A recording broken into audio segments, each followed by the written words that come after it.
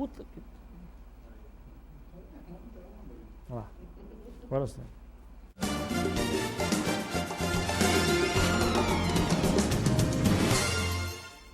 Voltamos com o Boa Noite Rio Branco, na sua TV Rio Branco, canal 8 SBT, mais uma vez. Obrigado pela sua audiência, tá? Com o apoio dos supermercados Araújo, da Dalcauto Peças e da Dalcauto Center, além do Nando Cabeleireiros, que agora funciona no Bosque, na rua Isaura Parente, próximo ao pronto-socorro. Eu tenho o prazer de conversar pela primeira vez este ano com o coordenador da Defesa Civil Municipal, o Coronel Jorge Santos, Coronel BM, do Corpo de Bombeiros. Boa noite, Coronel. Tudo bem? Boa noite, ministro. Boa noite, tudo bem? Seja bem-vindo ao programa. A gente agradece e estamos à disposição para esclarecer as dúvidas aí sobre a nossa Defesa Civil Municipal aqui de Rio Branco. Coronel, na semana passada eu tive o privilégio de entrevistar aqui no Bom Dia Rio Branco o coordenador da Defesa Civil Municipal. Estadual, digo. O Coronel Carlos Batista. E ele fez uma panorâmica do Estado, falou também de Rio Branco, mas a gente especificamente para falar sobre o Rio Branco, no seu caso, que o senhor é o coordenador da Defesa Civil Municipal. A chuvarada chegou, o inverno amazônico, como sempre, muito forte, e é um motivo, claro, sempre de preocupação para os órgãos de defesa, né? A gente, o período, a região amazônica, principalmente essa parte mais sul-ocidental, tem duas estações bem definidas, né? A gente tem um período chuvoso, que vai de outubro a abril, e o período cuja as chuvas diminuem bastante, que é o período de maio a setembro. A gente entrou agora no período mais chuvoso, e dentro desse período chuvoso, as chuvas tendem a ficar mais intensas em janeiro, fevereiro e março. 72% das enchentes, Muniz, aconteceram aqui na cidade de Rio Branco nos meses de fevereiro e março. São os meses mais suscetíveis à ocorrência desses eventos, em virtude do acúmulo de chuva proveniente dos meses de novembro, dezembro e janeiro, bem como são o período que mais chove. Então, nesse sentido, a Prefeitura Municipal de Rio Branco, todos os anos, ela atualiza e relança, né, reedita o plano de contingência para a ocorrência das enchentes na cidade de Rio Branco. O que isso significa? Nesse plano consta todas as atribuições e responsabilidades dos órgãos da Defesa Civil, do Sistema Municipal de Defesa Civil. É um instrumento de planejamento estratégico que regula toda a nossa conduta nas ações de socorro e assistência. E ele foi já lançado no último dia do ano, dia 31 de dezembro, o prefeito Marcos Alexandre fez o lançamento desse plano e ele está sendo desencadeado agora. As nossas ações estão sendo, por enquanto, de monitoramento, né? A gente monitora a bacia do Rio Acre desde a sua nascente na estação ecológica do Rio Acre, acima de Assis Brasil, a estação de Assis Brasil, de Brasileia, de Chapuri, de Capixaba, até chegar aqui em Rio Branco, bem como o monitoramento do Riozinho do Rola, que é o maior afluente do Rio Acre, aqui já próximo aqui de Rio Branco, onde influencia bastante as cheias.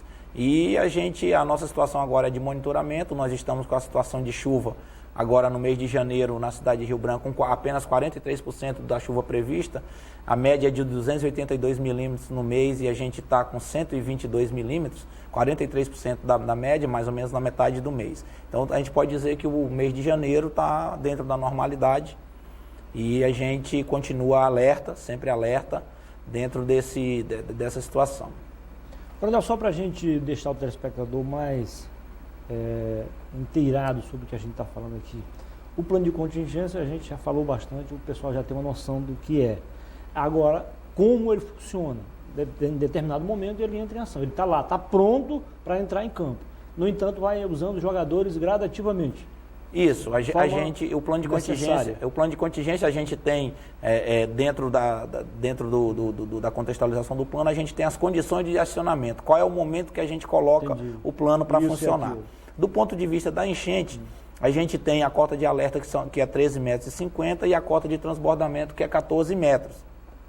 Só que a nossa cota, a cota da gestão é 12 metros, ou seja, o nível do Rio Acre atingiu 12 metros a primeira vez no ano, as ações já começam a ser desencadeadas. Quais são as primeiras ações? As primeiras ações são limpeza e higienização do abrigo público, que funciona lá no Parque de Exposição, e a construção de 100 abrigos.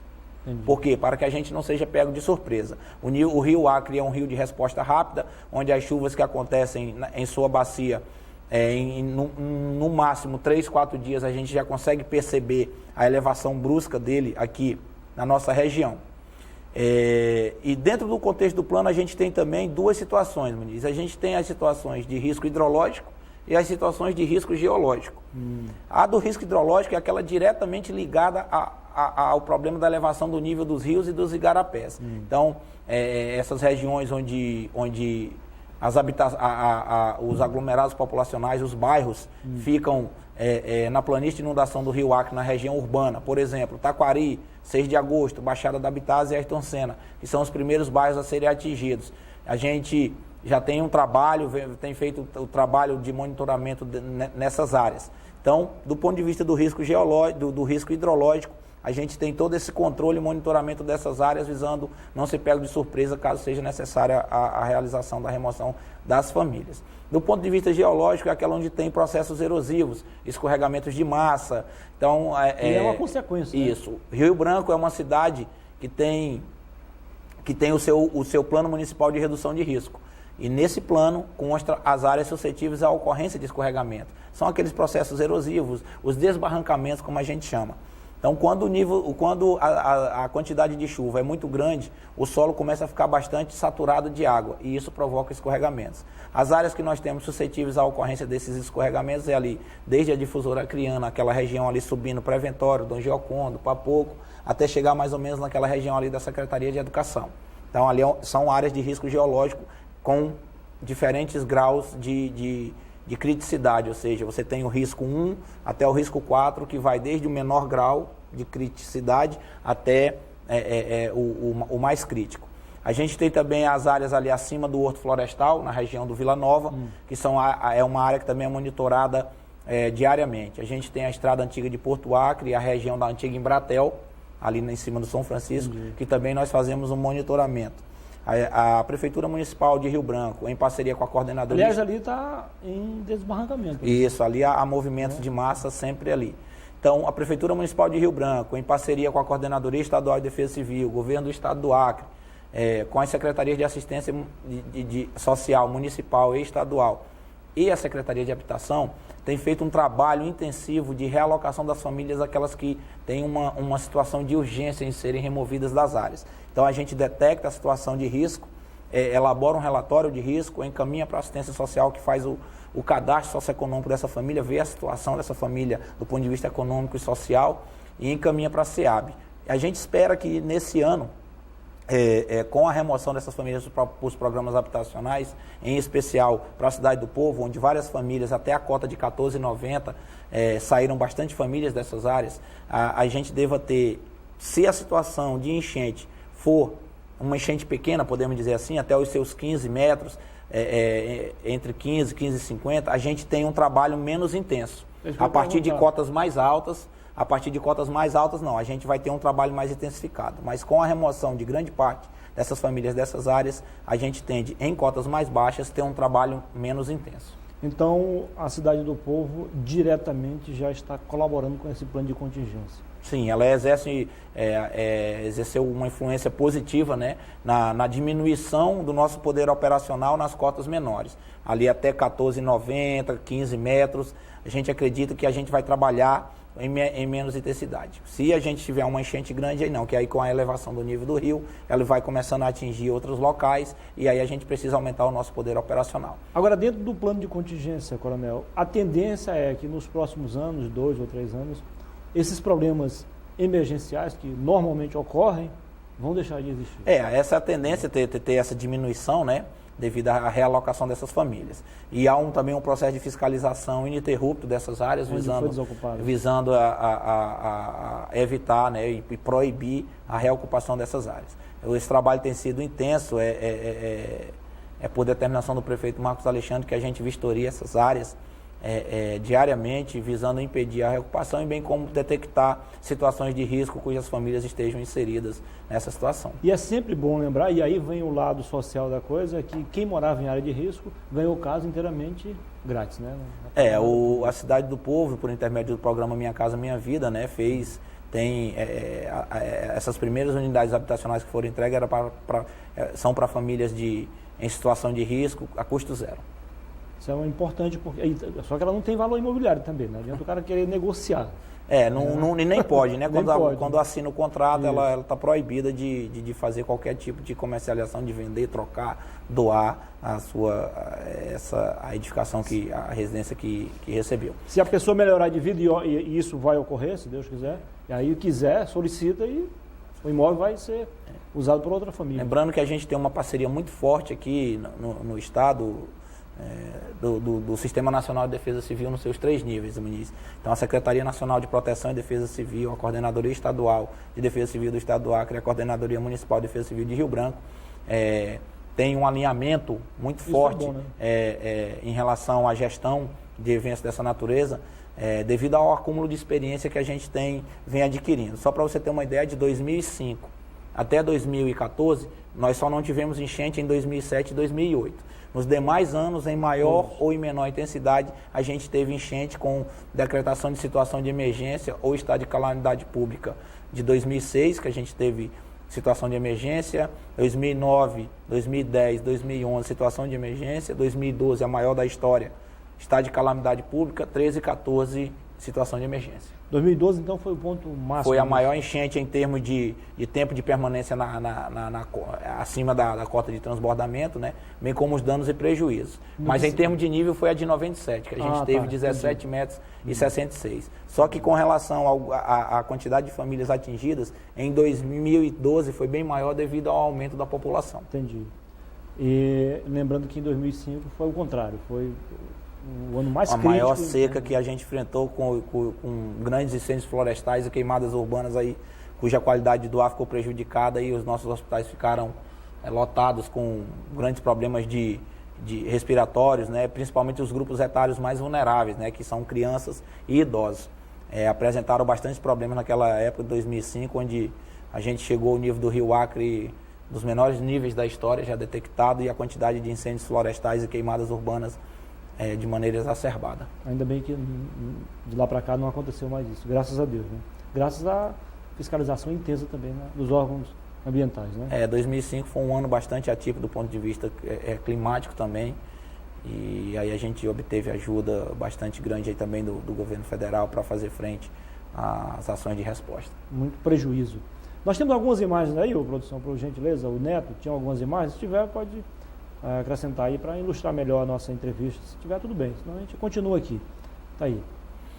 Essas aí são imagens, né, que foi feita a vistoria ontem na BR-364, onde coordenado pela Coordenadoria Estadual de Defesa Civil, a Polícia Rodoviária Federal, a Secretaria de Meio Ambiente e a CPRM, foi feita uma vistoria, né, na BR-364, visando verificar como que estava a situação do nível do Rio Madeira na rodovia. É normal esse nível aí? A BR estava transitável, né? É bom ressaltar que a situação estava transitável, sem nenhum problema. A gente estava verificando o nível que estava próximo a atingir, né? Em relação ao ano passado? Ela está mais baixa. Bem abaixo, né? Bem abaixo. Ano passado choveu muito, né? Ano passado, no nível do Rio Madeira, teve chuvas exacerbadas, chuvas que não aconteceram nos últimos 30 anos, né? Complicada a situação. Aliás, semana passada houve uma reunião também dos órgãos ligados, né, à Defesa Civil, né? Exatamente. O Gabinete Civil do Governador provocou essa reunião juntamente com os demais órgãos, né, da Defesa Civil Nacional, Defesa Civil Estadual e a Defesa Civil aqui de Rio Branco também, visando estabelecer já procedimentos para caso venha a ocorrer um evento, se repetir o evento, a gente consiga minimizar os danos e prejuízos aí da população. O senhor não acredita numa nova cheia em relação mais ou menos igual à do ano passado? Né? O CIPAM, que é o Sistema de Proteção da Amazônia, que fornece as previsões climáticas e do tempo para a gente, diz que vai chover acima da média na nossa região, tanto para a Bacia do Madeira como para a Bacia do Rio Acre, mas não na intensidade que foi do ano passado. Tivemos mais de 30 dias o rio enchendo direto, né? Sem Exatamente. Dar um sinal de vazante. Isso, ano passado a gente ficou 43 dias acima da cota de alerta aqui em Rio Branco. Aliás, o pessoal do Corpo de Bombeiros, seus colegas de trabalho, ano passado realmente enfrentaram uma verdadeira guerra, né? A gente ficou, a gente diz que A enchente do Rio Acre aqui em Rio Branco, ela foi ofuscada pela situação muito maior, muito mais grave que foi a do Rio Madeira. Mas a gente aqui em Rio Branco, a gente sofreu a 4ª maior enchente da nossa história, né? E em termos de permanência dele acima da cota de alerta, foram 43 dias, nós passamos 60 dias com abrigo, onde no dia 1º de fevereiro entrou a primeira família e no dia 1º de abril, que é o dia da mentira, mas não é mentira. 2 meses depois. 2 meses depois saiu a última família. A gente chegou a ter mais de 5.000 pessoas abrigadas nos 3 abrigos aqui de Rio Branco. Complicada a situação. Coronel, eu quero agradecê-lo pela entrevista, tá? Parabenizá-lo pelo trabalho e reconhecer esse entrosamento entre a Defesa Civil estadual, a municipal e a nacional, né? Isso é importante porque quando a alagação chega, a enchente chega para valer, é complicada a situação, é preciso que os órgãos estejam realmente em perfeita sintonia, a própria sociedade, para que os danos sejam minimizados, né? Porque eles são, na verdade, não tem como, são inevitáveis, né? Com certeza, o grau de preparação do poder público e a conscientização da comunidade colabora muito para a diminuição desses danos e prejuízos provenientes do desastre. Foi um prazer. A gente agradece. Sucesso. E boa noite. Coronel George, para quem não sabe, eu não lembro, foi jogador de futebol. Jogou no Vasco, jogou no meu time, jogou no Independência Futebol Clube. No Juventus também, João? Não. Só no Independência e lá no Vasco. Qual o seu time aqui em Rio Branco? Eu sou Independência. Eu perguntei por dever de ofício, mas o senhor já tem jeito de tricolor. O tricolor ele é mais feliz, o sorriso é mais aberto, é mais sincero. Foi um prazer. Obrigado. Sucesso. Boa noite. Viu? Obrigado. Depois do intervalo, eu volto com mais uma boa entrevista para você. Eu vou entrevistar o Manuel Neto, superintendente regional do trabalho aqui no Acre. São apenas 2 minutos, não precisa mudar de canal. Continue com a TV Rio Branco, continue com o SBT, a TV que você vê.